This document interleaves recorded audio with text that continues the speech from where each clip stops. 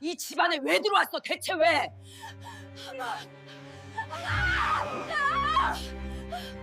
당장 나가가. 이 집안에 왜 들어왔어? 대체 왜? 새벽 5시 시어머니의 날카로운 목소리가 부엌을 찢었습니다. 저는 박은재, 31살 초등교사였습니다. 아니, 교사였다는 표현이 맞을지도 모르겠어요. 지금 이 순간 저는 차가운 부엌 바닥에 무릎을 꿇고 있었으니까요. 머리채를 잡힌 채로요. 이게 정녕 제가 꿈꿨던 결혼 생활일까요? 저는 떨리는 손으로 물을 썰고 있었습니다.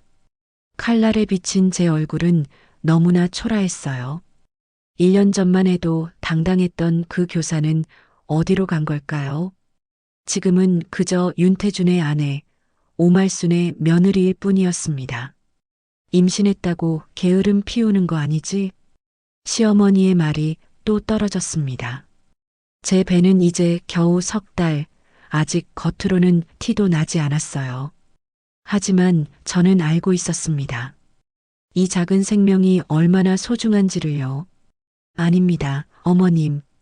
금방 준비하겠습니다. 저는 고개를 숙인 채 대답했습니다. 목소리가 떨렸지만 참아야 했어요. 아이를 위해서라도 이 집에서 버텨야 했으니까요. 시어머니 오말수는 팔짱을 낀 채 저를 내려다보았습니다. 65살의 그녀는 평생 체면과 서열로 살아온 사람이었어요. 시장에서 반찬 가게를 운영하며 남편과 시누이를 키웠죠. 그녀에게 며느리란 가문의 일꾼이자 자신보다 낮은 존재여야 했습니다. 초등교사 출신이라고 거드름 피우더니 결국 이 꼴이네. 시어머니의 입에서 비웃음이 새어나왔습니다. 저는 입술을 깨물었어요. 거드름을 피운 적이 없었습니다. 단지 존중받고 싶었을 뿐이에요. 아침상을 차리는 동안 거실에서는 시누이 윤지연의 목소리가 들렸습니다. 38살의 시누이는 결혼에 실패하고 친정에 얹혀 사는 처지였어요. 그녀는 저를 경쟁 상대로 여겼습니다. 누군가를 깎아내려야 자신이 올라가는 줄 아는 사람이었죠. 엄마, 올케가 또 늦잠 잤어요? 임신했다고 맨날 꾀병이네. 시누이의 말에 저는 주먹을 꽉 쥐었습니다. 새벽 5시에 일어나 부엌에 서 있는데 늦잠이라니요. 하지만 변명할 수 없었어요. 이 집에서 며느리의 말은 변명으로밖에 들리지 않았으니까요. 6시가 되자 남편 윤태준이 방에서 나왔습니다. 35살의 그는 중소기업 과장이었어요. 키도 크고 얼굴도 괜찮았지만 눈빛은 언제나 무기력했습니다. 그는 저를 거들떠보지도 않은 채 식탁에 앉았어요. 밥. 단 한마디였습니다. 저는 따뜻한 밥그릇을 남편 앞에 놓았어요. 손이 닿을 듯 말 듯한 거리였지만 그는 저를 보지 않았습니다. 마치 투명 인간을 대하듯이요. 태준아, 내 와이프 요즘 임신했다고 일도 제대로 안 해. 시어머니가 아들에게 말했습니다. 남편은 숟가락을 들며 짧게 대답했어요. 알아서 하겠죠. 그게 다였습니다. 남편의 관심도 위로도 보호도 없었어요. 저는 그 순간 깨달았습니다. 이 집에서 저는 혼자라는 걸요. 식사가 끝나고 남편은 가방을 들고 현관으로 향했습니다. 저는 조심스럽게 다가갔어요. 여보, 오늘 산부인과 검진 날인데. 바빠. 혼자 다녀와. 문이 쾅 닫혔습니다. 저는 그 자리에 멈춰 섰어요. 뱃속의 아이는 남편의 아이이기도 한데 왜 그는 관심이 없는 걸까요? 설거지를 하는 동안 저는 문득 남편의 휴대폰 화면이 떠올랐습니다. 어젯밤 잠깐 본 그 메시지요. 오늘도 보고 싶어요, 과장님. 낯선 여자의 이름과 하트가 선명했어요. 손이 떨렸습니다. 그릇이 미끄러져 바닥에 떨어질 뻔했죠. 저는 황급히 그릇을 잡았어요. 시어머니가 뒤에서 지켜보고 있었으니까요. 조심성도 없이 그릇 깨면 내 월급에서 까는 거야. 죄송합니다. 저는 고개를 숙였습니다. 눈물이 차올랐지만 삼켜야 했어요. 이 집에서 눈물은 약점이었고 약점은 곧 공격의 빌미였으니까요. 오후가 되자 저는 학교에서 돌아왔습니다. 아이들을 가르치는 시간만이 유일한 숨 쉴 틈이었어요. 하지만 집에 들어서는 순간 다시 며느리로 돌아가야 했습니다. 왔으면 빨리 저녁 준비해. 손님 오신다. 시어머니의 고함이 들렸습니다. 저는 가방도 제대로 내려놓지 못한 채 부엌으로 달려갔어요. 배가 당기고 허리가 아팠지만 참아야 했습니다. 저녁상을 차리는 동안 시누이가 거실에서 전화 통화를 하고 있었습니다. 그래, 우리 올게. 완전 바보야. 맨날 눈치 없이 웃고 다니더라. 오빠 바람 피는 줄도 모르고. 제 손이 멈췄습니다. 바람을 안다는 건 알고 있다는 뜻이었어요. 시누이도 시어머니도 다 알고 있었던 거죠. 그런데 저에게만 말하지 않았던 겁니다. 밤 10시 남편이 돌아왔습니다. 술 냄새가 진동했어요. 저는 물수건을 준비했지만 그는 제 손을 뿌리치고 방으로 들어갔습니다. 문이 잠기는 소리가 들렸어요. 저는 거실 소파에 앉아 배를 쓰다듬었습니다. 미안해, 아가야. 엄마가 너를 지켜줄게. 작은 목소리로 속삭였어요. 하지만 그때는 몰랐습니다. 제가 지켜야 할 건 아이만이 아니라 저 자신이기도 하다는 걸요. 그날 밤 저는 창밖을 바라보며 생각했습니다. 사랑해서 결혼했는데 언제부터 이렇게 된 걸까요? 아니, 처음부터 사랑은 없었던 걸까요? 그저 제가 착각했던 것 뿐이었을까요? 새벽 2시 남편의 방에서 불빛이 새어나왔습니다. 저는 문틈으로 들여다봤어요. 그는 휴대폰을 보며 미소 짓고 있었습니다. 저를 볼 때는 한 번도 짓지 않던 그런 미소였어요. 가슴이 철렁 내려앉았습니다. 하지만 저는 돌아서야 했어요. 아이를 위해 참아야 했으니까요. 그때까지는 그렇게 믿고 있었습니다. 참으면 된다고요. 하지만 제 몸은 이미 신호를 보내고 있었습니다. 배가 자꾸 당기고 가끔 핏기가 비쳤어요. 아이가 위험하다는 걸 본능적으로 느꼈습니다. 그날 밤부터 저는 매일 밤 일기를 쓰기 시작했습니다. 언젠가 이 아이에게 보여주려고요. 엄마는 너를 얼마나 사랑했는지를요. 하지만 그때는 몰랐습니다. 그 일기가 나중에 제 목숨을 구하는 증거가 될 줄은요. 며느리, 이거 매일 아침 먹어. 몸에 좋은 한약이야. 시어머니가 건넨 붉은 약봉지를 저는 받아들었습니다. 결혼 후 석 달째 시어머니는 매일 아침 저에게 한약을 주셨어요. 처음엔 고마운 줄 알았습니다. 임신한 며느리를 챙겨주시는 거라고 생각했죠. 감사합니다, 어머님. 저는 약봉지를 뜯어 물에 타서 마셨습니다. 쓴맛이 입안 가득 퍼졌어요. 하지만 참아야 했습니다. 시어머니의 호의를 거절할 수 없었으니까요. 약을 먹고 나면 이상한 증상이 나타났습니다. 가슴이 두근거리고 속이 메스꺼웠어요. 손발이 차가워지고 식은땀이 났습니다. 처음엔 입덧이려니 했어요. 하지만 입덧치곤 너무 심했습니다. 일주일이 지나자 배에서 통증이 느껴지기 시작했어요. 날카롭게 찌르는 듯한 통증이었습니다. 저는 두려웠지만 시어머니께 말할 수 없었어요. 약을 의심하냐는 말이 돌아올 게 뻔했으니까요. 어느 날 새벽 저는 화장실에서 피를 보았습니다. 손이 떨렸어요. 아이가 위험하다는 신호였습니다. 저는 조용히 약봉지 하나를 숨겨두었어요. 다음 날 학교 수업이 끝나고 저는 약국으로 향했습니다. 동네에서 멀리 떨어진 곳이었어요. 시댁 식구들이 알면 안 됐으니까요. 약사님, 이 약재 좀 봐주시겠어요? 저는 떨리는 손으로 약봉지를 내밀었습니다. 약사는 안경을 고쳐 쓰고 약재를 살펴보았어요. 그의 얼굴이 점점 굳어졌습니다. 손님, 혹시 임신 중이세요? 네. 석 달째입니다. 이 약재는 임산부가 절대 먹으면 안 되는 성분이 들어 있어요.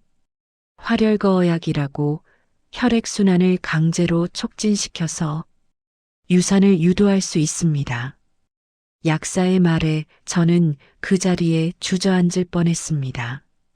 귀에서 윙윙 소리가 났어요. 유산을 유도한다고요? 시어머니가 저에게 준 약이? 확실하세요? 네. 당귀, 홍화, 익모초.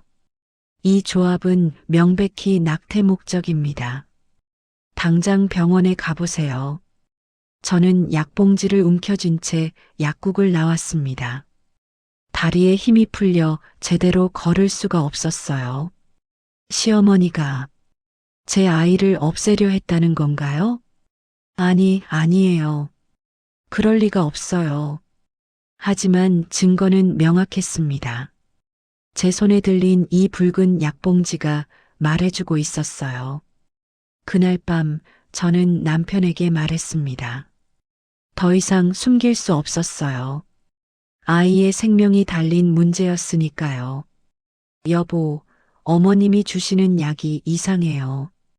약사가 그러는데 임산부가 먹으면 안 되는 거래요. 저는 떨리는 목소리로 말했습니다.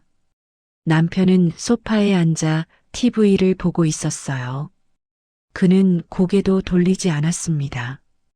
엄마를 의심하는 거야? 아니, 그게 아니라 아이가 위험할 수도 있어요. 엄마가 며느리 해코지할 사람이야? 내가 예민한 거지. 남편의 목소리는 차갑고 무심했습니다. 저는 약봉지를 내밀었어요. 약사가 직접 확인했어요. 이건 유산을 유도하는 약이래요. 그만해. 남편이 소리쳤습니다. 처음 보는 그의 환한 얼굴이었어요. 내가 뭘 안다고 우리 엄마를 의심해? 시어머니를 범죄자 취급하냐고. 저는 그냥 아이가 걱정돼서 아이 핑계 대지 마. 내가 우리 엄마 미워하는 거 다 알아. 남편은 벌떡 일어나 외투를 걸쳤습니다. 그리고 현관문을 열며 중얼거렸어요. 정민이는 이런 거 안 따지던데. 문이 닫혔습니다. 정민이라는 이름이 제 귓속에서 맴돌았어요. 휴대폰에서 본 그 여자 이름이었습니다.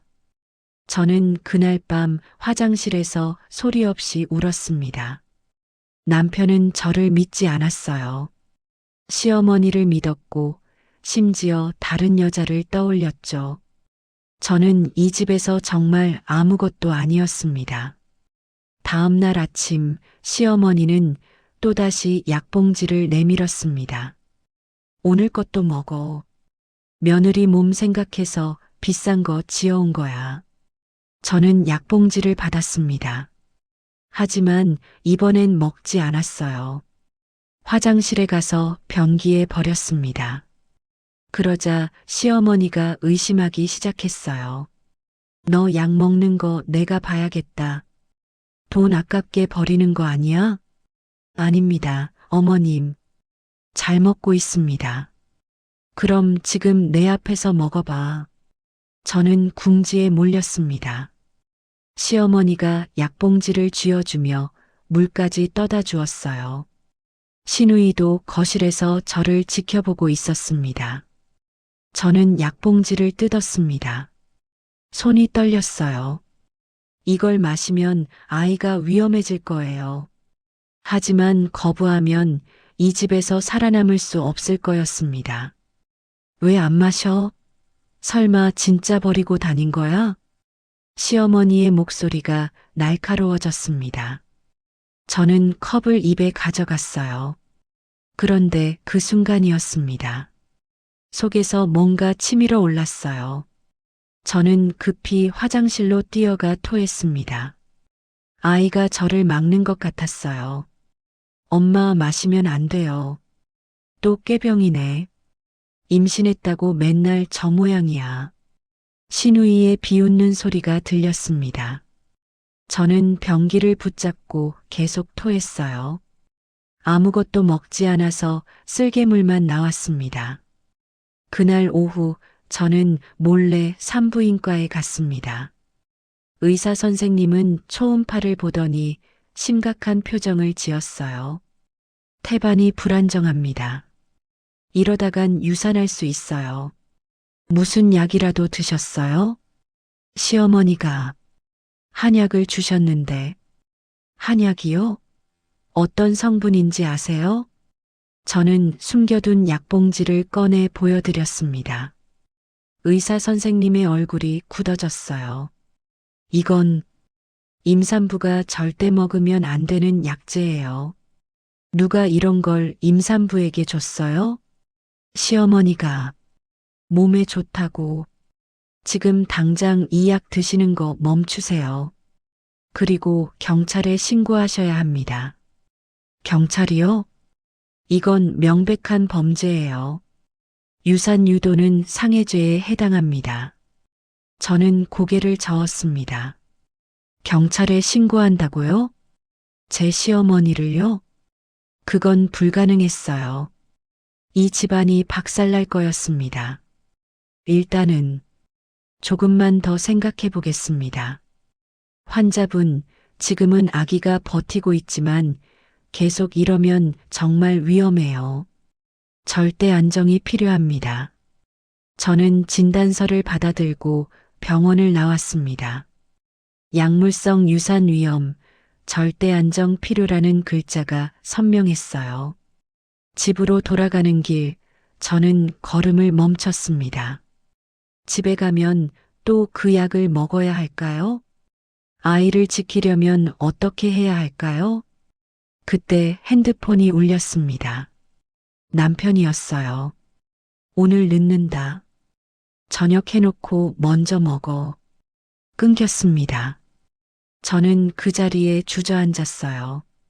아무도 저를 지켜주지 않았습니다. 남편도, 법도, 세상도요. 저는 배를 감싸 안았습니다. 아가야, 엄마가 지켜줄게. 꼭 지켜줄게. 하지만 그때까지 저는 몰랐습니다. 진짜 지옥은 이제 시작이라는 걸요. 그날은 유난히 비가 많이 내렸습니다. 장대비가 쏟아지는 밤이었어요. 저는 거실 소파에 앉아 창밖을 보고 있었습니다. 남편은 또 늦는다고 했어요. 며느리, 시어머니의 목소리가 2층에서 들려왔습니다. 저는 황급히 일어났어요. 배가 묵직하게 당겼지만 참아야 했습니다. 네, 어머님. 창고에 쌀 들어왔는데 옮겨놔야겠어. 지금 내려와. 쌀이요? 저는 계단을 올라갔습니다. 다리가 후들거렸어요. 병원에서 절대 안정이라고 했는데 시어머니는 알 리 없었습니다. 2층 창고 앞에는 20kg 쌀포대가 3개 놓여 있었어요. 시어머니는 팔짱을 낀 채 저를 보고 있었습니다. 이거 지하 창고로 옮겨. 어머님, 제가 지금 몸이 좀. 또 꾀병이야? 임신했다고 공주병 걸렸네. 우리 때는 애배고 농사일 다 했어. 시어머니의 목소리는 차갑고 날카로웠습니다. 저는 쌀포대를 들어 올렸어요. 무거웠습니다. 배가 심하게 당겼어요. 계단을 내려가는데 다리가 떨렸습니다. 비가 창문을 두드리는 소리만 크게 들렸어요. 한 걸음, 두 걸음. 저는 조심스럽게 계단을 내려갔습니다. 그런데 그때였습니다. 계단 중간쯤에서 발이 미끄러졌어요. 누군가 물을 흘려놓은 것 같았습니다. 아, 저는 균형을 잃었습니다. 쌀포대가 먼저 굴러 떨어지고 저도 그대로 계단을 굴렀어요. 쿵, 쿵, 쿵. 몸이 계단에 부딪힐 때마다 통증이 온몸에 퍼졌습니다. 바닥에 떨어졌을 때 저는 움직일 수 없었어요. 배에서 찢어지는 듯한 통증이 느껴졌습니다. 아, 아니에요. 아기, 으윽, 신음이 새어나왔습니다. 저는 배를 감싸 안았어요. 따뜻한 액체가 다리 사이로 흘러내렸습니다. 비었어요. 시끄러워. 소란 떨지 마. 시어머니의 목소리가 위에서 들렸습니다. 저는 고개를 들어 위를 봤어요. 시어머니는 난간에 기대저를 내려다보고 있었습니다. 표정이 차갑고 무심했어요. 도와주세요. 아기가, 내가 조심성이 없어서 그렇지. 매번 사고나 치고 신우이도 나타났습니다. 그녀는 저를 보더니 헛웃음을 쳤어요. 어머, 진짜 떨어졌네. 괜찮은 척하지 말고 일찍 일어나요. 올게. 전화. 119에 전화 좀. 저는 간신히 말했습니다. 통증이 너무 심해 제대로 말할 수가 없었어요. 피는 계속 흘러나왔습니다. 전화는 무슨, 조용히 좀 해. 동네 망신이잖아. 시어머니는 그렇게 말하고는 방으로 들어가 버렸습니다. 문이 닫히는 소리가 들렸어요. 신우이도 비웃으며 자기 방으로 들어갔습니다. 저는 홀로 복도 바닥에 쓰러져 있었습니다. 비 내리는 소리만 가득했어요. 핸드폰은 2층 창고에 두고 왔습니다. 손을 뻗어봤지만 아무것도 닿지 않았어요. 아기야, 미안해. 엄마가 지켜주지 못해서. 눈물이 흘러내렸습니다. 배에서는 여전히 따뜻한 피가 흘러나오고 있었어요. 저는 바닥에서 조금씩 기어갔습니다. 현관문까지만 가면, 그때 현관문이 열렸습니다. 이웃집 방 여사였어요. 반찬을 가져다 주러 오셨던 겁니다. 아니, 이게 무슨... 방 여사는 바닥에 쓰러진 저를 보고 깜짝 놀라셨어요. 피 웅덩이가 제 주변에 고여 있었습니다. 119 불러야 해. 방 여사가 핸드폰을 꺼내 전화를 거셨어요. 그제야 2층에서 시어머니가 내려왔습니다. 아니, 방 여사님, 이게 아니라. 뭐가 아니에요? 사람이 이렇게 됐는데 가만히 있었어요? 애가 혼자 넘어진 거예요. 제가 뭘 어쩌라고. 구급차 사이렌 소리가 들렸습니다. 저는 의식이 흐려지기 시작했어요. 박 여사가 제 손을 잡아주셨습니다. 은재 씨, 정신 차려요. 곧 병원 가요. 아기, 제 아기, 괜찮을 거예요. 괜찮을 거라고요. 하지만 저는 알고 있었습니다. 이미 늦었다는 걸요. 응급실에 도착했을 때 의사 선생님들이 급하게 움직였어요. 하지만 그들의 표정에서 저는 알 수 있었습니다. 더 이상 희망이 없다는 걸요. 환자분, 죄송하지만 태아의 심장 박동이 멈췄습니다. 의사의 말이 들렸습니다. 저는 그 순간 모든 게 멈춘 것 같았어요. 심장 박동이 멈췄다고요?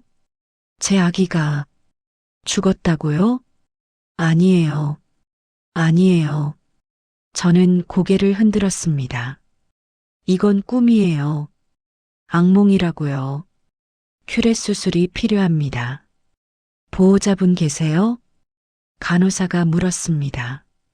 저는 고개를 저었어요. 보호자는 없었습니다. 남편은 전화도 받지 않았고 시어머니는 집에 남아 있었어요. 제가 혼자 알겠습니다. 일단 수술 동의서에 서명해 주세요. 저는 떨리는 손으로 서명했습니다. 박은재라는 세 글자를 쓰는데 눈물이 떨어져 글씨가 번졌어요.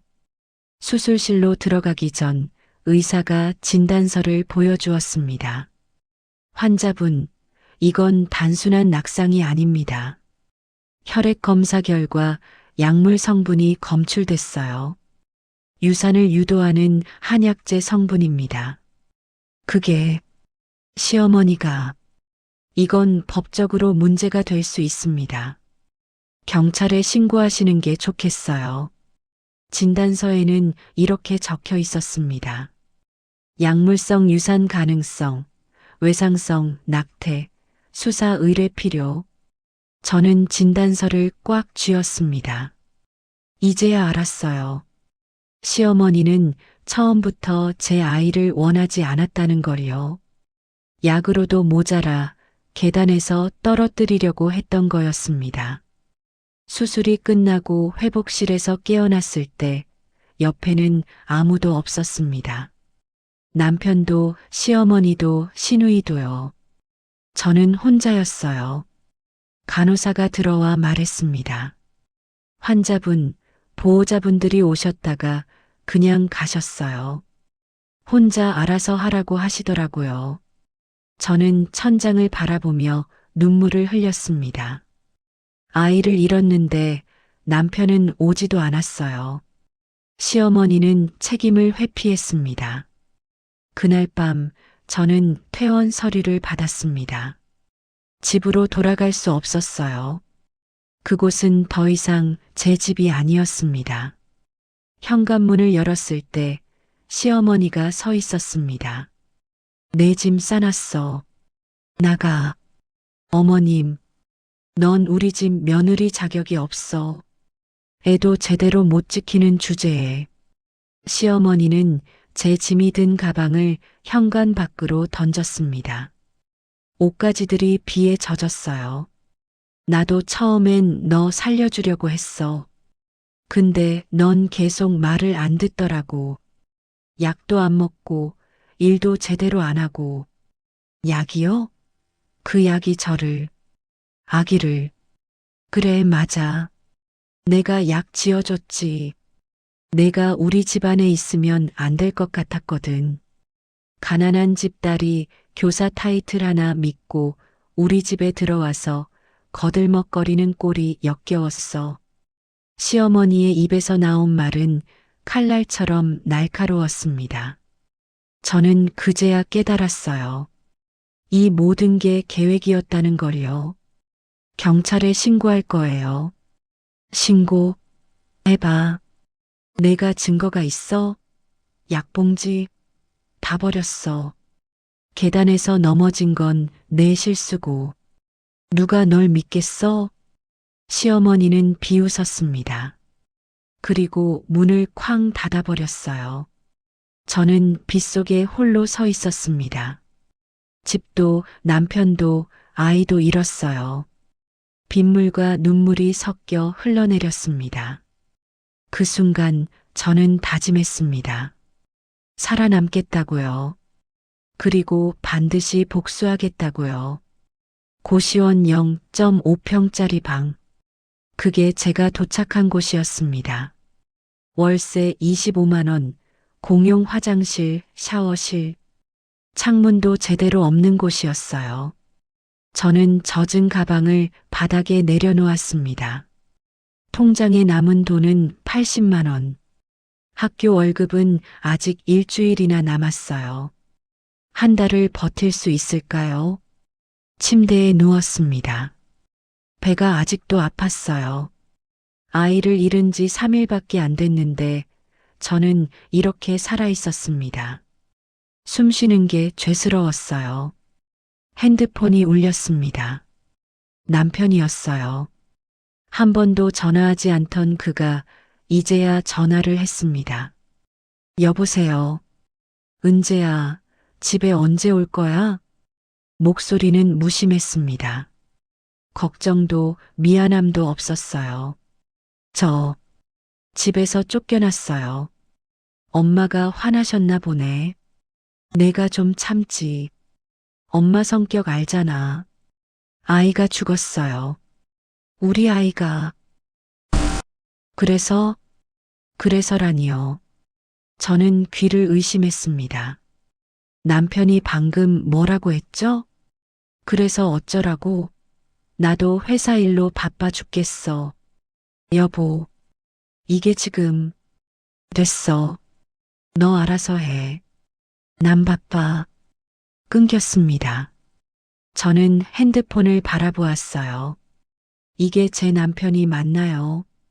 1년 전 결혼식 날 사랑한다고 했던 그 사람이 눈물이 났지만 닦을 기운도 없었습니다. 저는 그대로 잠들었어요.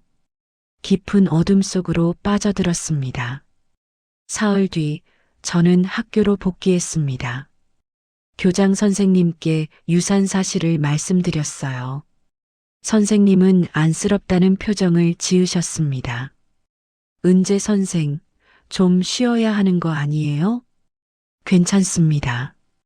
일하는 게 나을 것 같아요. 저는 억지로 미소를 지었습니다. 쉬면 생각만 더 많아질 것 같았어요. 아이 생각, 남편 생각, 시댁 생각. 아이들을 가르치는 시간만이 유일한 위안이었습니다. 순수한 눈망울로 저를 바라보는 아이들 앞에서는 웃을 수 있었어요. 비록 가짜 웃음이었지만요. 방과 후 저는 동네 반찬 가게에서 아르바이트를 시작했습니다.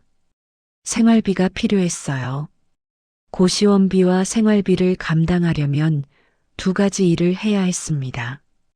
가게 주인 박영자 여사는 그날 밤 저를 구해주셨던 분이었어요. 그녀는 저를 보자마자 눈물을 글썽이셨습니다. 에구, 은재 씨, 많이 힘들었겠어요. 괜찮습니다, 여사님. 무슨 괜찮아요. 얼굴이 완전 상여집 같은데. 밥은 먹고 다녀요? 영자 여사는 저를 딸처럼 챙겨주셨어요. 일하는 동안 밥을 챙겨주시고 반찬도 싸주셨습니다. 그 따뜻함에 저는 자꾸 눈물이 났어요. 여사님, 감사합니다. 무슨 소리야? 일한 대가인데. 그나저나 그 시댁 사람들은 정말. 영자 여사는 혀를 끌끌 찼습니다. 동네에 소문이 다 퍼진 모양이었어요. 며느리를 계단에서 밀어 유산시킨 시어머니 이야기가요. 한 달이 지났습니다. 저는 아침엔 학교, 저녁엔 반찬 가게에서 일했어요. 주말에는 과외도 시작했습니다. 하루하루가 버티는 삶이었어요. 그러던 어느 토요일 오후였습니다. 저는 시장에서 장을 보고 있었어요. 과일을 고르는데 누군가 제 어깨를 톡 쳤습니다. 돌아보니 정장 차림의 중년 여성이 서 있었어요. 명품 가방을 든 품이 있는 분이었습니다. 처음 보는 얼굴이었어요. 혹시 박은재 씨 맞으세요? 네. 저를 아세요? 여자는 저를 물끄러미 보더니 갑자기 눈물을 흘렸습니다. 저는 당황했어요. 왜 이분이 우시는 걸까요? 죄송합니다. 제가 너무 놀라서 제 명함입니다. 여자가 건넨 명함에는 이렇게 적혀 있었습니다. DH그룹 회장 비서실 장미라. DH그룹이요? 대한민국 10대 기업 중 하나인 그 재벌 그룹? 왜 그런 곳에 비서가 저를 찾는 걸까요? 저를 왜? 은재 씨, 제가 오래 찾던 분이세요. 혹시 시간 괜찮으시면 잠깐 커피 한잔 하실래요? 저는 이상했지만 따라갔습니다. 거부할 이유가 없었어요. 오히려 궁금했습니다. 카페에 앉자 장미라 비서는 서류 봉투를 꺼냈어요. 은재 씨는 어렸을 때 기억이 있으세요? 네.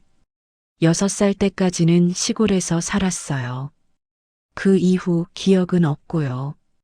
혹시 이 사진 속 여자가 기억나세요? 사진 속에는 젊은 여자가 아이를 안고 있었습니다. 아이는 저였어요. 어린 시절 제 모습이 선명했습니다. 이게 저예요? 네.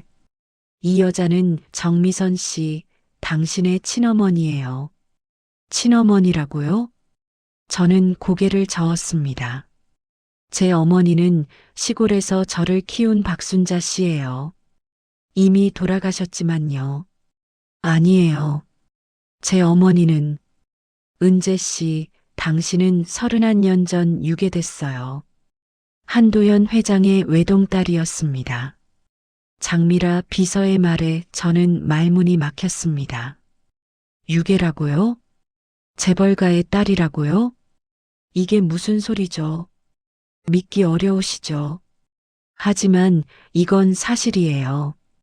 회장님은 30년 동안 딸을 찾아왔어요. 그리고 마침내 당신을 찾았습니다. 어떻게 저를 DNA 데이터베이스요. 당신이 최근 병원에서 수술 받으셨죠? 그때 혈액 샘플이 경찰 미아찾기 데이터베이스에 자동 조회됐어요. 저는 손이 떨렸습니다. 그럼 제가 정말 재벌가의 딸이란 말인가요? 시골에서 가난하게 자란 제가요. 회장님께서 꼭 만나고 싶어 하세요. 한 번만 시간 내주시겠어요? 저는 고개를 끄덕였습니다. 현실이 믿기지 않았지만 진실이 궁금했어요. 제가 누구인지 알고 싶었습니다. 사흘 뒤 저는 DH그룹 본사 앞에 서 있었습니다. 70층짜리 빌딩이 하늘을 찔렀어요. 저는 낡은 코트를 여미며 입구로 들어갔습니다. 회장실에 들어서자 한 남자가 저를 보고 벌떡 일어났습니다. 50대 후반의 품이 있는 남자였어요. 정장 차림이었지만 눈가는 붉었습니다. 은재야. 그는 저를 보자마자 무릎을 꿇었습니다. 재벌 그룹의 회장이 무릎을 꿇다니요. 회장님, 미안하다. 아빠가 너를 지키지 못해서 정말 미안하다. 그는 울었습니다. 50대 중년 남자가 아이처럼 울었어요. 저도 모르게 눈물이 났습니다. DNA 검사 결과가 나왔어. 너는 내 딸이 맞아. 내 소중한 딸. 회장은 제 손을 잡았습니다. 그 손길이 너무 따뜻했어요. 지난 1년간 느껴본 적 없던 온기였습니다. 내가 유괴된 날 엄마가 너를 잃었어. 사고가 났고 넌 사라졌지. 우리는 30년 동안 너를 찾았어. 회장은 오래된 사진첩을 꺼내 보여주었습니다. 제 어린 시절 사진이 가득했어요. 돌잔치, 생일, 가족사진. 이게 제 모습이에요? 그래. 넌 우리의 전부였어. 그런데 내가 지키지 못했어. 저는 사진을 보며 울었습니다. 이게 제 진짜 가족이었구나. 그동안 저는 잃어버린 아이였던 거예요. 엄마는, 제 친엄마는 어디 계세요? 집에 있어. 내가 나타났다는 소식을 듣고 아직 믿지 못하고 있어. 만나 뵐 수 있을까요? 당연하지. 가자, 엄마한테. 회장은 제 손을 잡고 일어섰습니다. 저는 처음으로 아버지의 손을 잡았어요. 그 손은 크고 따뜻했습니다. 차를 타고 1시간쯤 달렸습니다. 서울 외곽의 넓은 저택이 나타났어요. 이곳이 제 진짜 집이라니요. 현관문이 열리자 한 여자가 서 있었습니다. 50대 중반의 우아한 여성이었어요. 하지만 눈가는 세월의 흔적으로 가득했습니다. 엄마, 은재 데려왔어. 은재?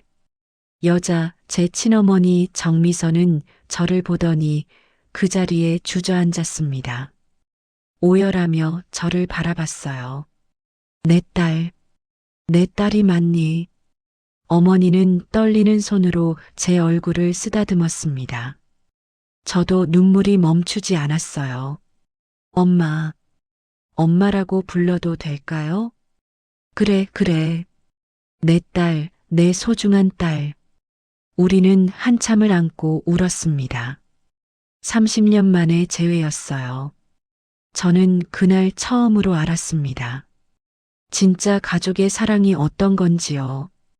그날 밤 저는 제 어린 시절 이야기를 들었습니다. 유괴범은 시골로 저를 팔았고 박순자 씨가 저를 키웠대요. 그녀는 제가 입양아인 줄 알고 키웠다고 했습니다. 은재야, 이제 다시는 떠나지 마. 엄마가 평생 지켜줄게. 어머니의 말에 저는 고개를 끄덕였습니다. 하지만 제 마음속에는 아직 해결되지 않은 것이 있었어요. 시댁에 대한 분노였습니다. 그 분노는 곧 복수로 변해갈 것입니다. 저택의 제 방은 그대로였습니다. 30년 전 그 모습 그대로요. 분홍색 벽지, 인형들, 작은 책상. 어머니는 제가 돌아올 거라 믿으며 하나도 버리지 않았대요. 엄마는 매년 내 생일마다 케이크를 사고 촛불을 켰어. 언젠가 내가 돌아올 거라고 믿으면서. 어머니 정미선은 제 손을 꼭 잡고 말했습니다. 그녀의 손은 부드러웠지만 손등엔 세월의 흔적이 역력했어요. 30년 동안 얼마나 힘드셨어요. 아니야. 내가 어딘가에서 살아있다는 걸 믿었어. 그게 엄마를 버티게 했어. 어머니는 오래된 일기장을 꺼내 보여주셨습니다. 제 생일마다 쓴 편지가 빼곡했어요. 은재야, 엄마가 너를 지키지 못해 미안해. 오늘도 내 생일 케이크를 샀어. 5살 생일 축하해. 은재야, 지금 너는 초등학교에 다니는 나이구나. 학교는 재미있니? 엄마는 오늘도 너를 기다려. 은재야, 이제 20살이 됐네. 예쁜 성인이 됐을 텐데. 꼭 찾을 거야, 엄마가. 모든 페이지가 눈물 자국으로 얼룩져 있었습니다. 저는 일기장을 읽으며 울었어요. 이 모든 시간 동안 어머니는 저를 기억하고 있었던 거예요. 엄마, 저도 몰랐어요. 제가 누군지. 알아, 다 알아. 내 잘못이 아니야. 아버지 한도연이 서재에서 나오셨습니다. 손에는 두꺼운 파일을 들고 계셨어요. 은재야, 내가 그동안 어떻게 살았는지 조사했어. 조사요? 박순자 씨 집에서 자란 것, 초등학교 선생님이 된 것, 그리고 윤태중과 결혼한 것까지. 아버지의 목소리가 낮게 깔렸습니다. 분노가 묻어나는 음성이었어요. 시댁에서 무슨 일을 당했는지도 다 알아. 유산까지. 미안하다, 은재야. 아빠가 늦게 찾아서. 아니에요, 아버지. 이미 지난 일이에요. 지난 일이 아니야. 그들이 내게 한 짓은 범죄야. 약물 투여, 폭행, 유산 유도. 이건 형사처벌 대상이야. 아버지는 주먹을 불끈 쥐셨습니다. DH그룹의 회장답게 눈빛이 날카로웠어요. 하지만 증거가 없어요. 시어머니가 다 없앴대요. 증거는 만들면 돼. 나한테는 능력이 있어. 그리고 넌 이제 혼자가 아니야. 아버지의 말에 어머니도 고개를 끄덕이셨습니다.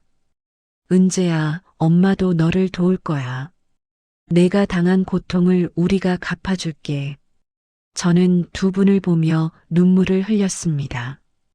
처음으로 저를 지켜주는 사람들이 생긴 거예요.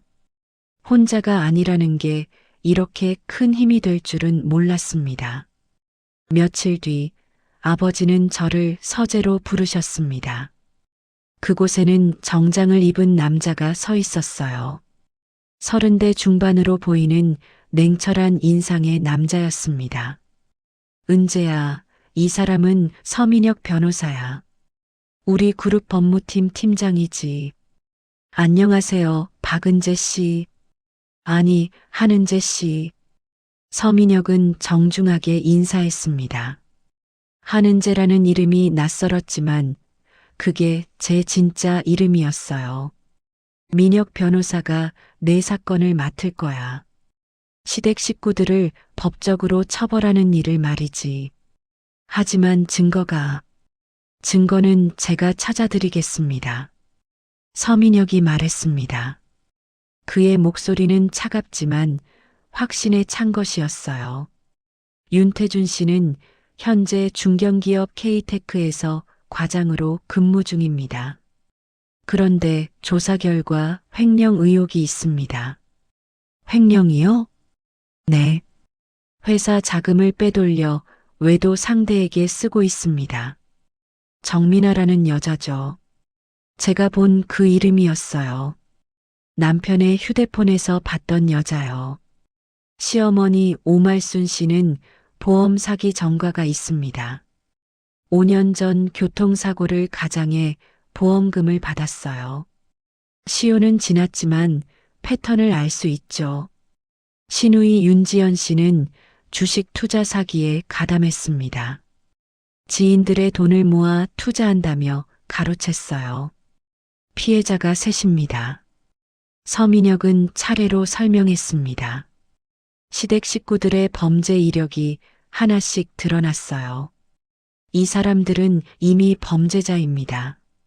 당신에게 한 일은 그 연장선이에요. 저는 서류를 보며 손이 떨렸습니다.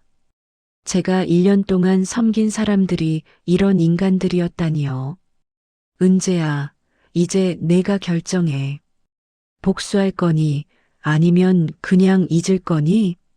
아버지가 물으셨습니다. 저는 고개를 들어 아버지를 봤어요. 복수하고 싶어요. 제가 당한 것도, 제 아이가 당한 것도 다 갚아주고 싶어요. 좋아. 그럼 이제부터 우리가 함께 준비하자. 그날부터 저의 복수가 시작됐습니다. 서민혁 변호사는 매일 저를 찾아왔습니다. 시댁에서 있었던 일들을 하나하나 진술받았어요. 약을 받았을 때 상황을 자세히 말씀해 주세요. 매일 아침이었어요. 시어머니가 직접 제 앞에서 주셨어요. 그 약을 보관한 적은 있나요? 한 봉지를 숨겨뒀어요. 고시원 방에 있습니다. 좋습니다. 그걸 가져와 주세요. 성분 분석을 할 겁니다. 저는 그날 고시원에 가서 약봉지를 가져왔습니다. 서민혁은 그걸 감정기관에 의뢰했어요. 일주일 뒤 결과가 나왔습니다. 홍화, 당귀, 익모초, 명백한 낙태유도 약제입니다. 이건 결정적 증거예요. 서민혁은 서류를 저에게 보여주었습니다. 드디어 증거를 확보한 거였어요. 그리고 병원 기록도 확보했습니다. 당신의 혈액에서 이 성분들이 검출됐다는 기록이 남아 있어요. 그럼 이제 시어머니를 고소할 수 있습니다. 상해죄, 낙태교사죄로요. 저는 눈물이 났습니다. 드디어 제 아이의 죽음을 증명할 수 있게 된 거예요. 하지만 서민혁은 고개를 저었습니다. 아직은 아닙니다. 한 번에 끝내야 해요. 더 확실한 증거를 모아서 그들이 반박할 수 없게 만들어야 합니다. 어떻게요? 당신이 직접 들어가는 겁니다. 들어간다니요? DH그룹 계열사에 위장 입사하는 거예요. 윤태준이 다니는 회사 말입니다. 저는 놀라 서민혁을 봤어요. 남편의 회사에 제가 들어간다고요? 왜? 그래야 하죠? 직접 증거를 모아야 합니다. 횡령 증거, 외도 증거, 그리고 시어머니와 시누이의 범죄 증거까지 모든 걸 한 번에 터뜨려야 그들이 도망갈 수 없어요. 서민혁의 눈빛은 차가웠지만 확신에 차 있었습니다. 두렵지 않으세요? 제가 물었습니다. 서민혁은 잠시 저를 보더니 말했어요. 두렵습니다. 하지만 정의를 위해서는 해야 할 일이 있어요. 당신도 마찬가지 아닌가요? 저는 고개를 끄덕였습니다. 그랬어요. 두렵지만 해야 할 일이 있었습니다. 제 아이를 위해서라도요. 좋아요. 할게요. 현명한 판단입니다. 회장님께서 이미 준비를 해두셨어요. 당신은 이제 DH그룹 기획팀 차장입니다. 차장이요? 네. 3년 경력으로 위조했습니다. 걱정 마세요. 합법적인 방법이에요. 그리고 당신은 실제로도 능력이 있으니까요. 서민혁은 명함을 건넸습니다. DH그룹 전략기획팀 차장하는 제 새로운 이름이 적혀 있었어요. 내일부터 출근하시면 됩니다. K테크는 DH그룹과 협력 관계예요. 당신은 협력 프로젝트 담당자가 될 겁니다. 그럼 남편을, 윤태준을 만나게 되는 건가요? 그렇습니다. 하지만 걱정 마세요. 당신은 완전히 달라 보일 겁니다.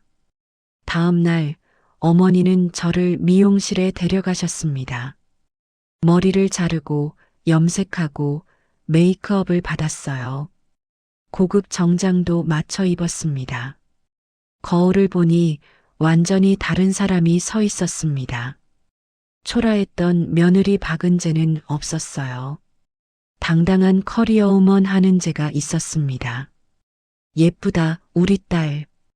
어머니는 눈물을 글썽이며 말씀하셨어요. 이제 가서 당당하게 내 권리를 찾아와. 엄마가 항상 내 뒤에 있을게. 네, 엄마. 저는 처음으로 자신감이 생겼습니다. 이제는 혼자가 아니었어요. 가족이 있었고 힘이 있었습니다. 복수는 이제 시작입니다. DH그룹 본사 로비. 저는 명품 구두를 신고 대리석 바닥을 걸었습니다. 딸깍딸깍 구두 소리가 울렸어요. 예전의 저라면 상상도 못했을 모습이었습니다. 한은재 차장님, 이쪽입니다. 비서가 안내했습니다. 전략기획팀 사무실은 30층에 있었어요. 통유리 너머로 서울 시내가 한눈에 보였습니다. 차장님, 오늘 K테크와 협력 미팅이 있습니다. 이 시에 회의실로 오신대요. 알겠습니다. 저는 차분하게 대답했습니다. K테크, 바로 남편 윤태준이 다니는 회사였어요. 오늘 그를 만나게 될 겁니다. 회의 시간이 다가왔습니다. 저는 서류를 챙겨 회의실로 향했어요. 서민혁 변호사가 문 앞에서 기다리고 있었습니다. 준비됐습니까? 네. 기억하세요. 당신은 한은재입니다. 박은재가 아니에요. 저는 고개를 끄덕이고 회의실 문을 열었습니다. 그리고 그를 봤습니다. 윤태준이 앉아 있었어요. 1년간 저와 함께 살았던 남편이요. 그는 저를 보고 일어났습니다. 하지만 눈빛에 인식의 빛은 없었어요. 저를 몰라봤습니다. 안녕하세요. K테크 윤태준 과장입니다. 그가 명함을 내밀었습니다. 저는 침착하게 받았어요. DH그룹 한은재 차장입니다. 아, 소문으로 들었습니다. DH그룹 회장님 따님이시라고요. 회장님 따님이라는 말에 속으로 웃음이 났습니다. 맞아요. 저는 이제 회장 딸이에요. 당신이 학대했던 며느리가 아니라요. 회의가 시작됐습니다. 태주는 프로젝트 설명을 했어요. 하지만 서류 곳곳에 오류가 보였습니다. 과장님, 이 예산 항목이 이상한데요? 마케팅비가 과다 책정된 것 같습니다. 제가 지적하자 태준의 얼굴이 굳었어요. 아, 그게 외주 업체 비용입니다. 외주 업체 명단 좀 볼 수 있을까요? 그건 지금은 준비가. 태주는 당황했습니다. 저는 알고 있었어요. 그 돈이 어디로 가는지요. 외도 상대 정민아에게 가는 겁니다. 다음 회의 때까지 준비해 오시죠. 투명한 회계가 협력의 기본 아니겠어요? 저는 미소를 지으며 말했습니다. 태주는 식은땀을 흘리며 고개를 끄덕였어요. 알겠습니다, 차장님. 회의가 끝나고 태준이 다가왔습니다. 차장님, 혹시 저녁 식사 같이 하시겠습니까? 협력사 간 친목도 중요하잖아요. 예전 같았으면 절대 하지 않았을 제안이었어요. 저에게는 밥 한 끼도 같이 먹지 않던 남편이요. 죄송합니다. 다른 약속이 있어서요. 아, 그러시군요. 그럼 다음에. 참, 과장님. 결혼은 하셨어요? 제가 물었습니다. 태준의 눈빛이 흔들렸어요. 네. 했습니다만. 지금은 좀. 아, 그러시군요. 개인적인 질문 죄송합니다. 저는 돌아서며 속으로 웃었습니다. 지금은 좀이라니요. 저를 버린 주제에 다른 여자에게도 제대로 못하고 있었던 거죠. 사무실로 돌아오자 서민혁이 기다리고 있었습니다. 어땠습니까? 완벽했어요.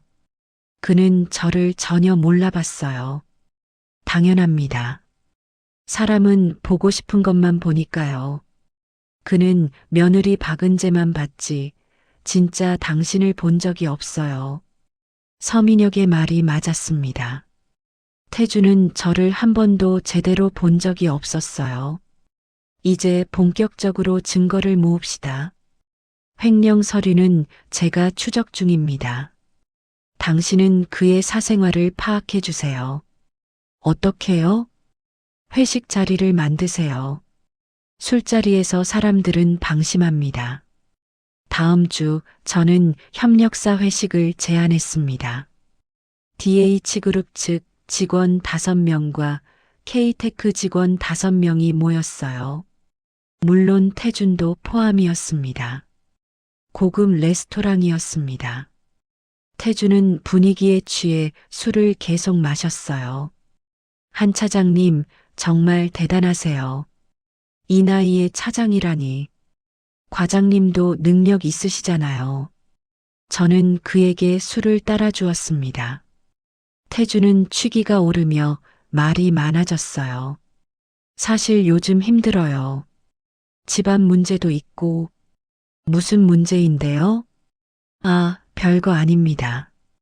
그냥 여자 문제라고 할까요? 태주는 헛웃음을 쳤습니다. 옆 동료가 끼어들었어요. 과장님, 전 부인 있잖아요. 그 사람 때문에 난리였어요. 전 부인이요?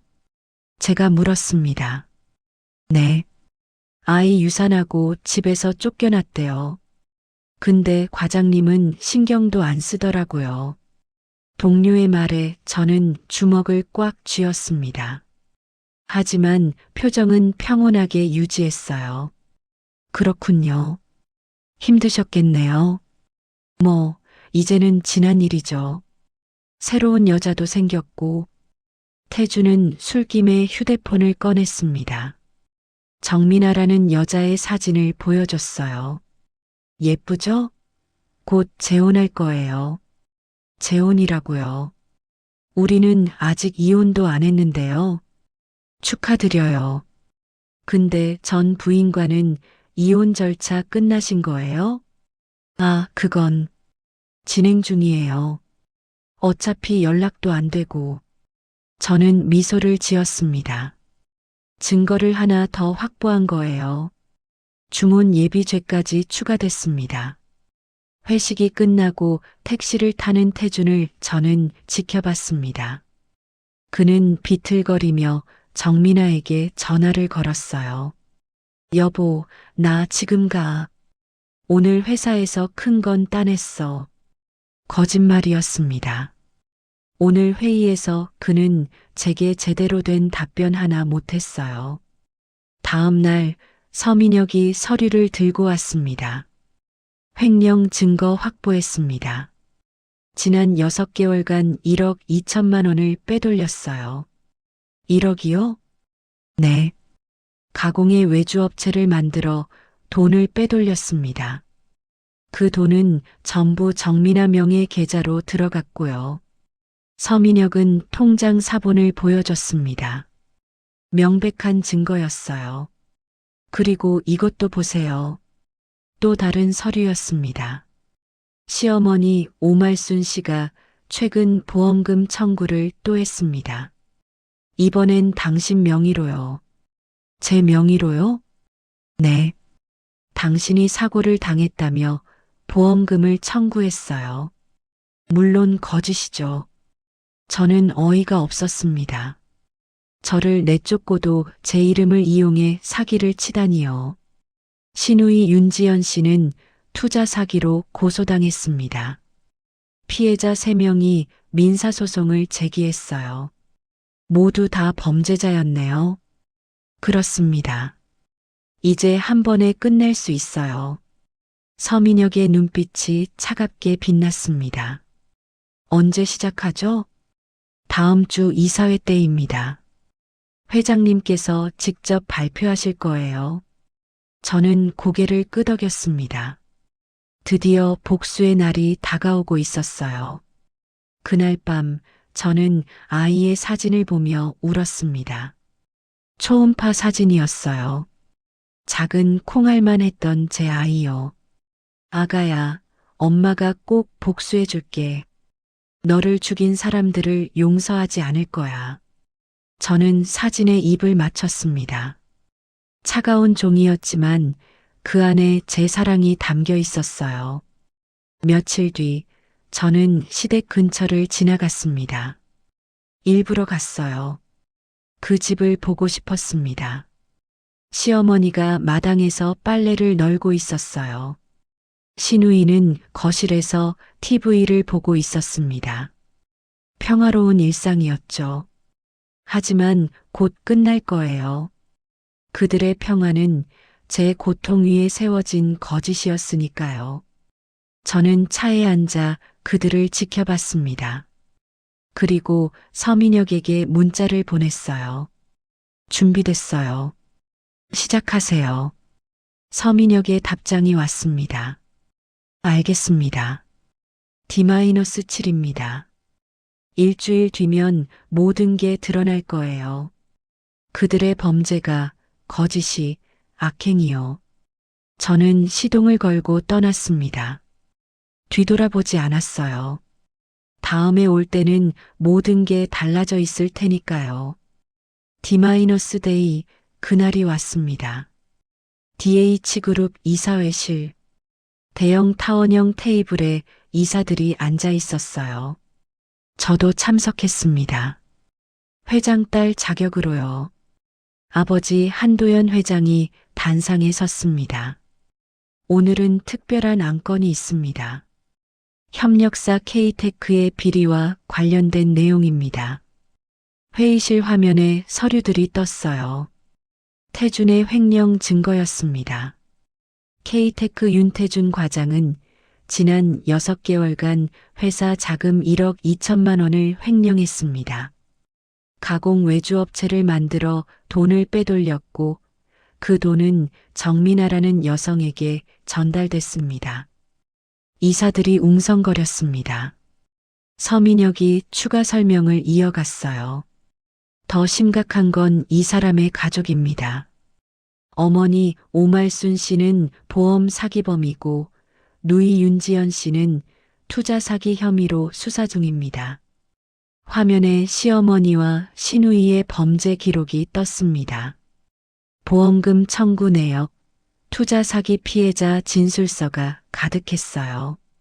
그리고 이것이 가장 중요합니다. 서민혁이 새로운 서류를 띄웠습니다.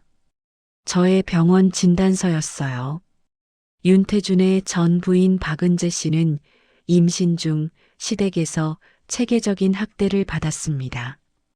시어머니는 유산 유도 약물을 투여했고 고의로 계단에서 추락하게 만들어 유산시켰습니다. 이건 명백한 상해죄이자 낙태교 사죄입니다. 그리고 서민혁이 저를 바라봤습니다. 제가 일어설 차례였어요. 박은재 씨는 사실 저희 회장님의 실종된 따님이었습니다. 30년 전 유괴된 한은재, 바로 저입니다. 회의실이 조용해졌습니다. 모두가 저를 쳐다봤어요. 저는 천천히 말을 이어갔습니다. 저는 1년간 시댁에서 며느리로 살았습니다. 매일 새벽에 일어나 밥을 짓고 학대를 참았어요. 제가 교사라는 걸 무시당했고 임신했다는 걸 짐으로 여겼습니다. 목소리가 떨렸지만 계속했습니다. 시어머니는 제게 매일 약을 먹였어요. 몸에 좋다고 하면서요. 하지만 그 약은 유산을 유도하는 한약이었습니다. 제가 거부하자 계단에서 떨어뜨렸어요. 저는 초음파 사진을 꺼냈습니다. 이 아이는 제 아기였습니다. 3달밖에 안 된 작은 생명이었어요. 하지만 시어머니가 죽였습니다. 눈물이 흘렀지만 닦지 않았어요. 저는 이 자리에서 윤태준, 오말순, 윤지연을 명예훼손, 상해, 낙태교사, 횡령, 사기 혐의로 고소합니다. 아버지가 이어서 말씀하셨습니다. K테크와의 협력은 즉시 중단합니다. 그리고 법적 조치를 취하겠습니다. 제 딸에게 한 짓을 반드시 대가를 치르게 할 겁니다. 회의가 끝나고 언론에 공개됐습니다. DH그룹 회장 딸 30년 만에 찾았더니 시댁에서 학대당해. 며느리 학대한 시어머니 알고 보니 재벌가 며느리였다. 임신한 며느리 계단서 밀어 유산시킨 시어머니 구속. 기사가 쏟아져 나왔습니다. 방송에서도 다뤘어요. 시댁집 앞에는 기자들이 몰려들었습니다. 저는 TV로 그 모습을 봤어요. 시어머니가 머리를 풀어 헤치고 집에서 나오는 장면이었습니다. 아니에요. 제가 그럴 리 없어요. 시어머니는 소리쳤습니다. 하지만 경찰이 그녀를 연행했어요. 수갑이 채워지는 모습이 뉴스에 나왔습니다. 태준의 회사에도 수사관들이 들이닥쳤습니다. 그는 사무실에서 끌려 나왔어요. 동료들이 수군거리는 가운데요. 과장님 횡령했대요. 재벌가 며느리를 학대한 시댁이래요. 완전 범죄 가족이네요. 태준은 고개를 숙인 채 경찰차에 올랐습니다. 저는 회사 건물 창가에서 그 모습을 내려다봤어요. 아무 감정도 느껴지지 않았습니다. 시누이 윤지연도 투자 사기로 구속됐습니다. 피해자들이 고소장을 냈고 증거가 명백했어요. 그녀는 법정에서 울며 용서를 빌었지만 소용없었습니다. 일주일 뒤 기자회견이 열렸습니다. 저는 단상에 섰어요. 수많은 카메라와 기자들 앞에서요. 안녕하세요. 한은재입니다. 플래시가 터졌습니다. 저는 침착하게 말을 이어갔어요. 저는 30년 전 유괴된 DH그룹 회장의 딸입니다. 시골에서 자라 교사가 됐고 윤태준과 결혼했습니다. 기자들이 받아 적었어요. 하지만 결혼 생활은 지옥이었습니다. 매일 학대를 당했고 임신 중에도 폭력을 당했어요. 시어머니는 제게 유산약을 먹였고 계단에서 떨어뜨려 제 아이를 죽였습니다. 목소리가 떨렸지만 계속했습니다. 저는 오늘 이 자리에서 말합니다. 며느리는 하녀가 아닙니다. 며느리도 사람이고 존중받아야 할 인격체입니다. 가족이라는 이름으로 폭력을 정당화할 수 없습니다. 시어머니라는 권력으로 며느리를 짓밟을 수 없어요. 저는 카메라를 똑바로 봤습니다. 이 나라의 모든 며느리들에게 말합니다. 당신은 잘못하지 않았어요. 참을 필요 없습니다. 도움을 요청하세요. 당신은 혼자가 아닙니다. 기자회견이 끝나고 저는 단상에서 내려왔습니다. 서민혁이 저를 기다리고 있었어요. 잘하셨습니다. 고맙습니다, 변호사님. 이제 법정에서 만날 일만 남았습니다. 반드시 이기겠습니다. 서민혁의 눈빛은 확신에 차 있었어요. 2달 뒤 재판이 열렸습니다. 시어머니 오말수는 상해죄, 낙태교사죄로 기소됐어요. 검사는 징역 5년을 구형했습니다. 피고인 오말수는 며느리에게 고의로 유산 약물을 투여했고 계단 추락을 유도해 태아를 사망케 했습니다. 이는 명백한 범죄입니다. 변호인이 항변했습니다. 피고인은 며느리를 위해 한약을 지어준 것뿐입니다. 계단 추락도 사고였어요. 하지만 증거는 명백했습니다. 약제 성분 분석, 병원 기록, 이웃 증언까지 모든 게 갖춰져 있었어요. 판사가 판결을 내렸습니다. 피고인 오말순에게 징역 4년을 선고한다. 시어머니는 그 자리에 주저앉았습니다. 안 돼요. 안 된다고요. 하지만 법정은 냉정했어요. 태주는 횡령죄로 징역 2년을 선고받았습니다. 회사에서 해고됐고 정민아도 떠났어요. 그는 모든 걸 잃었습니다. 신우이 윤지연은 사기죄로 징역 1년 6개월을 받았습니다. 피해자들에게 배상도 해야 했어요. 재판이 끝나고 저는 법정을 나왔습니다. 어머니와 아버지가 저를 안아주셨어요. 수고했어, 우리 딸. 이제 다 끝났어요, 엄마. 저는 눈물을 흘렸습니다. 이번엔 슬픔이 아닌 해방의 눈물이었어요. 그날 밤 뉴스에서 판결 소식이 나왔습니다. 며느리 학대 시어머니 징역 4년. 회장 딸 학대 사건 전원 유죄. 댓글이 쏟아졌습니다. 잘했다. 저런 시어머니는 벌을 받아야지. 며느리들이 다 이렇게 당하고 산다. 용기 내줘서 고마워. DH그룹 딸이어서 복수할 수 있었던 거 아냐? 일반 며느리는 어쩌라고. 마지막 댓글이 마음에 걸렸습니다. 맞는 말이었어요. 저는 운이 좋았습니다. 친부모를 찾았고 힘이 있었으니까요. 하지만 수많은 며느리들은 그렇지 못했어요. 저는 그들을 위해 뭔가 해야 한다고 생각했습니다. 그날 밤 저는 아버지께 말씀드렸어요. 아버지, 저 재단을 만들고 싶어요. 재단? 네. 가정폭력 피해 여성들을 돕는 재단이요. 법률 지원도 하고 쉼터도 만들고 싶어요. 아버지는 잠시 저를 보시더니 고개를 끄덕이셨습니다. 좋은 생각이다. 아빠가 도와줄게. 고맙습니다, 아버지. 저는 창밖을 바라봤습니다. 별이 빛나고 있었어요. 하늘 어딘가에서 제 아이도 저를 보고 있을 것 같았습니다. 아가야, 엄마가 해냈어.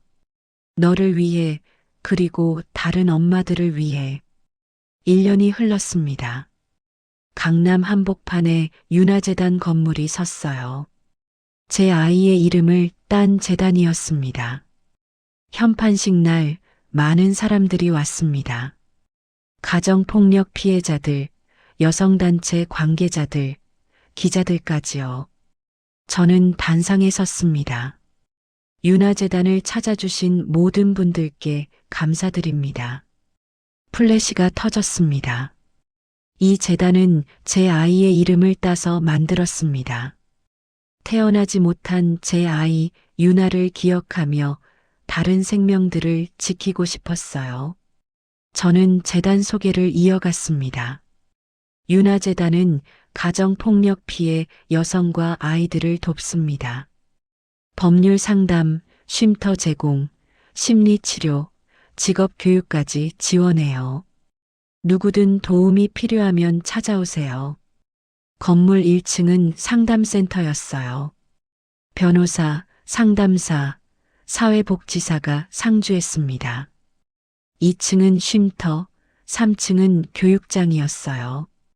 개관 첫날 한 여성이 찾아왔습니다. 30대 초반으로 보이는 여자였어요. 얼굴에 멍이 들어 있었습니다. 저 도와주실 수 있나요? 물론입니다. 앉으세요. 저는 그녀를 상담실로 안내했습니다. 그녀의 이야기는 제 과거와 닮아 있었어요. 남편이 때려요. 시어머니는 제 편을 들어주지 않고 저는 어디로 가야 할지 모르겠어요. 이제 괜찮아요. 여기서 도와드릴게요. 저는 그녀의 손을 잡았습니다. 따뜻한 온기가 전해졌어요. 서민혁 변호사가 법률 상담을 맡았습니다. 그는 재단의 법률 자문으로 함께 일하기로 했어요. 이혼 소송 진행하겠습니다.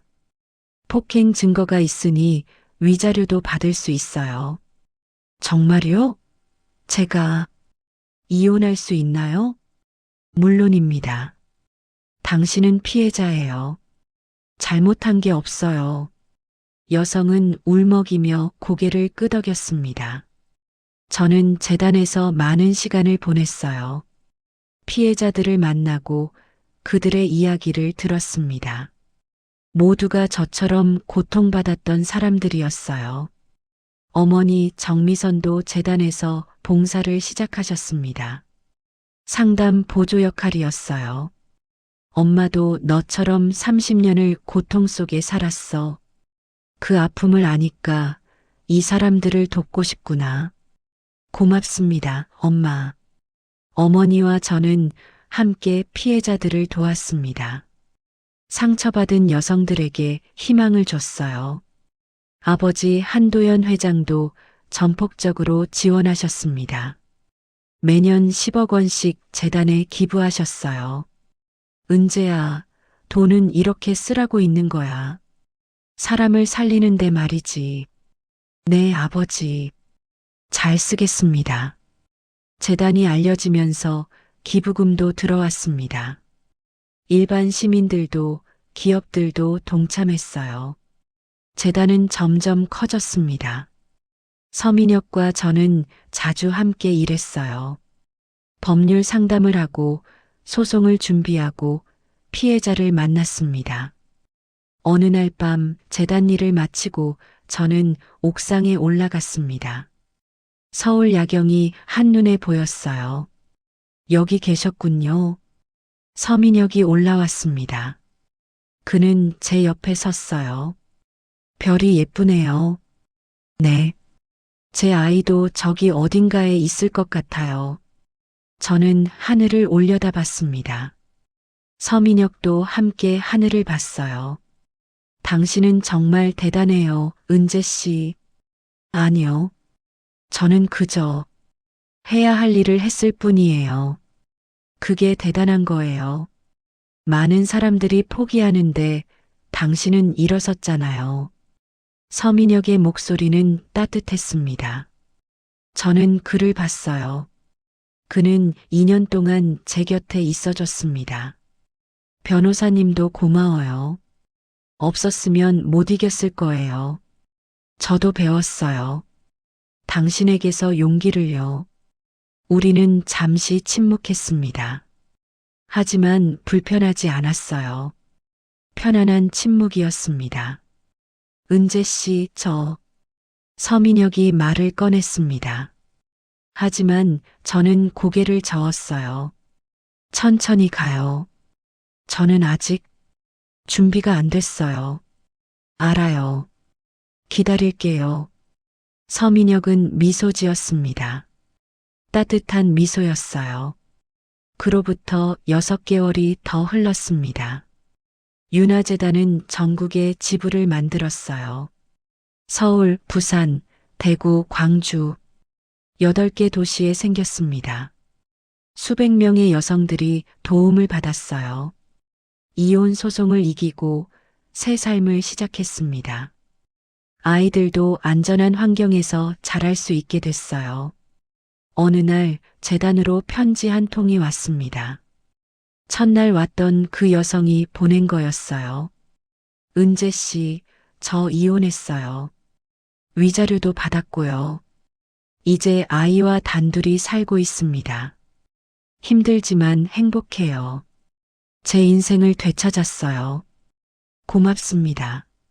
정말 고맙습니다. 저는 편지를 읽으며 울었습니다. 기쁜 눈물이었어요. 제 고통이 다른 사람의 희망이 된 거였습니다. 시어머니 오말수는 교도소에서 복역 중이었어요. 면회를 신청했다는 소식이 들렸습니다. 저는 한참을 고민했어요. 가봐야 할까요? 어머니께 물었습니다. 내 마음에 따라 해. 엄마는 내 결정을 존중할게. 저는 결국 교도소로 향했습니다. 면회실에 앉아 유리 너머로 시어머니를 봤어요. 많이 늙어 있었습니다.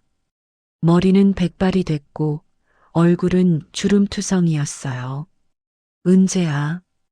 시어머니가 떨리는 목소리로 불렀습니다. 저는 대답하지 않았어요. 미안하다. 내가 너무 잘못했어. 지금 와서 미안하다고요? 제 목소리는 차갑게 나왔습니다. 내 아이를 죽였잖아요. 저를 지옥으로 밀어 넣었잖아요. 알아. 다 알아. 내가 악마였어. 용서해달라는 게 아니야. 그냥 미안하다는 말을 하고 싶었어. 시어머니는 울었습니다. 하지만 저는 동정심이 들지 않았어요. 어머님, 저는 용서할 수 없어요. 평생 용서 못할 거예요. 알아. 당연해. 하지만 한 가지는 감사해요. 뭐가? 어머님이 저를 지옥으로 보내서 저는 더 강해졌어요. 그리고 다른 사람들을 도울 수 있게 됐죠. 저는 일어섰습니다. 잘 지내세요. 이게 마지막입니다. 저는 돌아서서 나왔습니다. 뒤돌아보지 않았어요. 밖으로 나오니 서민혁이 기다리고 있었습니다. 괜찮아요? 네. 이제 정말 끝난 것 같아요. 저는 깊게 숨을 들이마셨습니다. 공기가 달콤했어요. 1년 뒤 저는 윤화재단 2주년 기념식을 열었습니다. 많은 사람들이 왔어요. 저는 단상에 섰습니다. 2년 전 저는 모든 걸 잃었습니다. 아이도 가족도 자존심도 잃었어요. 청중이 조용히 들었습니다. 하지만 저는 일어섰습니다. 진짜 가족을 찾았고 새로운 삶을 시작했어요. 그리고 같은 고통을 받는 사람들을 돕기로 했습니다. 저는 피해자들을 보며 말했습니다. 여러분도 할 수 있어요. 일어설 수 있습니다. 혼자가 아니에요. 우리가 함께 있어요. 박수가 터져 나왔습니다. 행사가 끝나고 저는 아이의 사진 앞에 섰습니다. 재단 로비에 걸어둔 초음파 사진이었어요. 아가야, 엄마가 약속 지켰어. 너를 기억하고 다른 생명들을 지키고 있어. 누군가 제 어깨에 손을 얹었습니다. 서민혁이었어요. 은재 씨, 네. 이제는 제 마음을 받아주실 수 있나요? 저는 그를 받습니다. 2년 동안 묵묵히 제 곁을 지켜준 사람이었어요. 네. 이제는 준비됐어요. 저는 미소를 지었습니다. 서민혁도 웃었어요. 그의 손이 제 손을 잡았습니다. 따뜻했습니다. 몇 달 뒤 저희는 조용히 약혼했습니다. 가족들만 모인 소박한 자리였어요. 어머니는 울며 기뻐하셨고 아버지는 서민혁의 손을 꽉 잡으셨습니다. 내 딸 부탁합니다. 제 목숨처럼 지키겠습니다. 그날 밤 저는 일기를 썼습니다. 오늘 나는 새로운 시작을 했다. 과거의 상처를 딛고 일어섰다. 고통은 나를 무너뜨리지 못했다. 오히려 더 강하게 만들었다. 이제 나는 안다. 진짜 행복이 무엇인지. 나를 사랑하는 사람들과 함께하는 것, 다른 사람을 도우며 사는 것, 그게 행복이다. 저는 일기장을 덮고 창밖을 봤습니다. 별이 빛나고 있었어요. 아가야, 엄마는 행복해. 내가 하늘에서 지켜봐줘서 고마워. 엄마는 너를 평생 기억할 거야. 그리고 너의 이름으로 많은 사람들을 도울게. 사랑해, 우리 유나야. 바람이 불어왔습니다. 마치 아이가 대답하는 것 같았어요. 3년이 흘렀습니다. 저는 서민혁과 결혼했고 작은 아이를 낳았습니다. 딸이었어요. 이름은 유나로 지었습니다. 엄마, 저 유나예요. 3살 된 딸이 제게 달려왔습니다. 저는 딸을 안아 올렸어요. 그래, 우리 유나. 사랑해. 나도 엄마 사랑해요. 재단은 계속 성장했습니다. 이제 전국 15개 도시에 지부가 생겼어요. 매년 1,000명이 넘는 여성들이 도움을 받았습니다. 퇴근 후 집에 돌아오니 남편이 저녁을 준비하고 있었습니다. 왔어요? 오늘 피곤하죠? 괜찮아요. 보람 있었어요. 서민혁은 저를 안아주었습니다. 여보, 고마워요. 제 곁에 있어줘서 나야말로 고마워요. 당신을 만나서 우리는 함께 저녁을 먹었습니다. 딸이 웃으며 밥을 먹었어요. 가족의 시간이었습니다. 밤에 딸을 재우며 저는 이야기를 들려줬습니다. 옛날에 엄마는 많이 힘들었어. 하지만 포기하지 않았어. 그래서 지금 이렇게 행복해졌단다. 엄마 대단해요. 유나도 대단해질 거야. 엄마가 믿어. 딸이 잠들고 저는 재단 앞으로 향했습니다. 밤에 재단 건물은 조명을 받아 빛나고 있었어요. 저는 건물 앞에 섰습니다. 여기까지 왔어요. 혼자가 아니었어요. 가족이 있었고, 친구들이 있었고, 저를 응원해준 모든 분들이 있었죠. 바람이 불었습니다. 이제는 제가 다른 사람들의 힘이 될 거예요. 저는 하늘을 올려다봤습니다. 별들이 반짝이고 있었어요. 아가야, 보고 있니? 엄마는 너를 잊지 않았어. 내 이름으로 많은 사람들을 살리고 있어. 별 하나가 유난히 밝게 빛났습니다. 저는 미소 지으며 돌아섰습니다. 집으로 향하는 길, 제 그림자가 길게 늘어져 있었어요. 더 이상 작고 초라한 그림자가 아니었습니다. 당당하고 큰 그림자였어요. 현관문을 열자 남편과 딸이 웃으며 기다리고 있었습니다. 다녀왔어요. 어서 와요, 엄마. 저는 딸을 안아 올렸습니다. 남편이 제 어깨를 감싸 안았어요. 그날 밤 저는 마지막 일기를 썼습니다. 지옥을 겪었지만 나는 살아남았다. 무너졌지만 다시 일어섰다. 모든 것을 잃었지만 더 소중한 것을 얻었다. 진짜 가족, 진짜 사랑, 그리고 나 자신을. 이제 나는 안다. 진짜 행복은 남이 주는 게 아니라 내가 만드는 것이라는 걸. 저는 마지막 문장을 썼습니다. 이젠 내가 나를 지킨다. 창밖에서 새벽이 밝아오고 있었어요. 새로운 하루가 시작되는 거였습니다. 저는 침대에 누워 남편의 손을 잡았습니다. 사랑해요. 나도 사랑해요. 우리는 함께 잠들었습니다. 다음 날 아침 저는 또다시 일어났습니다. 재단으로 향했어요. 윤화재단 앞에 선 저는 건물을 올려다봤습니다. 이곳에서 매일 기적이 일어났어요. 절망했던 사람들이 희망을 찾았습니다. 저는 문을 열고 들어갔습니다. 차장님, 좋은 아침입니다. 좋은 아침이에요. 저는 미소 지으며 사무실로 향했습니다. 오전 10시 첫 번째 상담자가 들어왔습니다. 30대 중반의 여성이었어요. 앉으세요. 편하게 이야기해 주세요.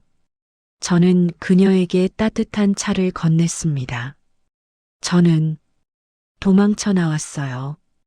더 이상 못 참겠어서. 잘하셨어요. 용기 내주셔서 고마워요. 저는 그녀의 손을 잡았습니다. 괜찮아질 거예요. 제가 도와드릴게요. 정말 괜찮아질까요? 네. 저도 그랬어요. 그리고 지금 이렇게 행복해요. 여성의 눈에 희망의 빛이 떠올랐습니다. 오후 6시 마지막 상담이 끝났습니다. 저는 창밖을 봤어요. 해가 지고 있었습니다. 아름다운 노을이었어요. 저는 가방을 챙겨 일어섰습니다. 재단 로비의 문구가 보였습니다. 윤화재단 마이너스 희망을 나누는 곳. 저는 집을 향해 걸었습니다. 발걸음은 가벼웠고 마음은 평화로웠어요. 현관문을 여는 순간 딸의 목소리가 들렸습니다. 엄마 왔다. 저는 웃으며 집으로 들어갔습니다. 따뜻한 빛이 저를 맞이했어요. 그날 밤 저는 일기장 마지막 페이지를 펼쳤습니다. 그리고 단 한 줄을 썼어요. 나는 행복하다. 그리고 이제는 내가 나를 지킨다. 오늘의 이야기는 여기까지입니다.